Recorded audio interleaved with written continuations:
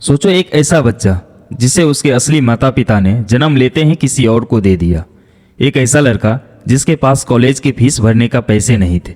एक युवक जिसे उसी कंपनी से निकाल दिया जिसने उसने अपने हाथों से बनाया था। और फिर वही इंसान दुनिया का सबसे बड़े टेक क्रांति का जनक बना।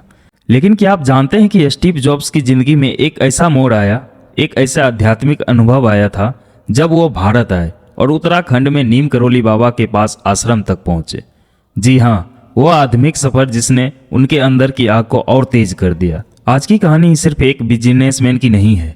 ये कहानी एक ऐसे इंसान की है जिसने चाहे कितना भी टूट गया हो, कितना भी गिर गया हो, फिर भी हर बार मजबूत होकर उठा। अगर आप भी जिंदगी में फंसे हो, टूटे हो, हार मान चुके हो, तो यह वीडियो आपका दिल बदल देगा, आपकी सोच बदल देगा।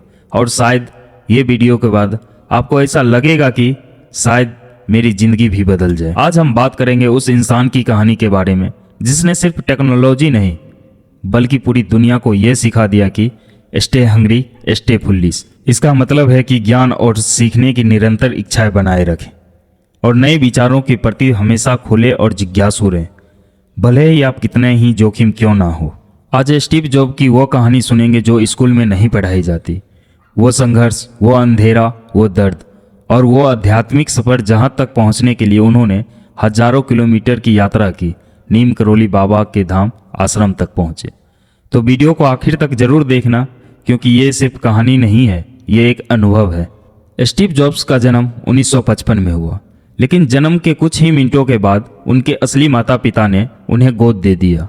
सोचो, दुनिया बदलने वाला बच्चा जन्म लेते ही दुनिया से एक सीख ले गया। कभी कभी जिंदगी आपको वो नहीं देती जो आप चाहते हो, लेकिन वो जरूर देती है जो आपको मजबूत बनाता है। उनके गोद लेने वाले माता पिता का घर साधारण था, लेकिन स्टीव बचपन से ही अलग था। कभी शरारती, कभी जिज्ञासु, कभी खोया हुआ। उसे इलेक्ट्रिक चीज को बहुत ज्यादा ही पसंद था। वो हर चीज को खोल के देखता था, वो कैसे काम करता था और उसे वो समझता था। जॉब्स ने रीड कॉलेज में एडमिशन लिया, लेकिन घर वालों ने सारी जमा पूंजी सिर्फ फीस में जा रही थी। स्टीव ने कहा, यह गलत है, मैं उन्हें कर्ज में नहीं डालूंगा, और उसने कॉलेज छोड़ दिया।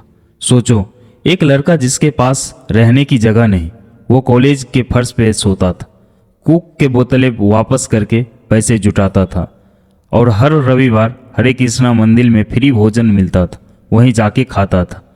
लेकिन इस संघर्ष ने उसे तोड़ा नहीं, बल्कि कैलीग्राफिक, टाइपोग्राफिक, डिजाइन, फोकस, ये सब स्टीव ने इसी दौरान में सीखा। बाद में एप्पल की प्रोडक्ट की खूबसूरती सिर्फ इसी एक फैसले पे टिकी थी।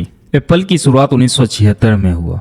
वो अपने स्टीव वर्किन के साथ गैरेज में शुरू किया था। स्टीव जॉब्स ने दुनिया को साझा किया कि कंप्यूटर सिर्फ एक मशीन नहीं होती, वह इंसान के लिए बन सकते हैं, सुंदर, सिंपल और स्मार्ट। लेकिन ये सपना ज़्यादा दिन तक नहीं चला। 1985 में बोर्ड मीटिंग में स्टीव जॉब्स को एप्पल से निकाल दिया गया। जिस कंपनी को खून देकर खड़ा किया, जिस बच्चे ने जन्म दिया, उसी कंपनी ने उसे बाहर फेंक दिया। स्टीव टूट चुका था और उसने कहा, मैं बर्बाद हो गया था, लेकिन मुझे पता नहीं था कि यह मेरी जीवन की सबसे अच्छी घटनाओं में से एक है। स्टीव जॉब्स उन दिनों इनर कॉलिंग महसूस करते थे। उन्होंने कहा था, मेरे अंदर कुछ था जो जवाब ढूंढ रहा था, मैं शांति चाहता था, और इसी खोज में वो 1974 में भारत आए। उनका लक्ष्य नीम करोली बाबा से मिलना था। वह उत्तराखंड में कैंची धाम पहुंचे, लेकिन उसी साल बाबा जी समाधि ले चुके थे। अब स्टीव जॉब्स पूरी तरह से टूट गए, लेकिन आश्रम में एक साधु ने उनसे कहा, बाबा से मिलने का मतलब सिर्फ उनसे मिलना नहीं, उनकी ऊर्जा को महसूस करना भी है। स्टीव वहाँ कई दिन तक रहे और उन्होंने कहा, भारत ने मुझे वो दिया जो टेक्नोलॉजी नहीं दे सकी, धैर्य और संतुलन। उन्हीं अनुभव ने उनके अंदर का जैन माइंडसेट बनाया, जिनका सीधा असर एप्पल के प्रोडक्ट पर दिखा। एप्पल से निकालने के बाद स्टीव ने हार नहीं मानी। उन्होंने नेक्स्ट नाम की कंपनी बनाई। उन्होंने पिक्सर बनाया, जिसे दुनिया को टॉय स्टोरी दी, और फिर एप्पल बर्बाद होने लगा। उन्हें स्टीव की ज़रूरत पड़ी। एप्पल ने जॉब्स को वापस बुलाया और आते ही स्टीव ने वो कर दिखाया जिसने दुनिया इंतजार कर रही थी। iMac, iPod, iTunes, iPhone, iPad। Steve ने सिर्फ कंपनी नहीं बचाई, दुनिया बदल दी। स्टीव जॉब्स ने अपने आखिर भाषण में कहा था, आपका समय सीमित है, इसे किसी और की जिंदगी जीने में खराब मत करो।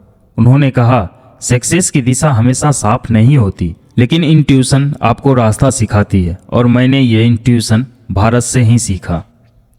स्टीव जॉब्स की कहानी हमें 3 बात सिखाती है। पहला, दुनिया तोड़ सकती है लेकिन आप खुद को फिर बना सकते हो। दूसरा, हार मत मानो कभी भी किसी भी हाल में। और तीसरा, जिंदगी में क्लियरिटी चाहिए, साइलेंस खोजो, अपनी इनर वॉइस को सुनो। स्टीव जॉब्स चले गए लेकिन उनका मैसेज आज भी हर आईफोन की स्क्रीन पे फुसफुसाता है। Stay hungry, stay foolish.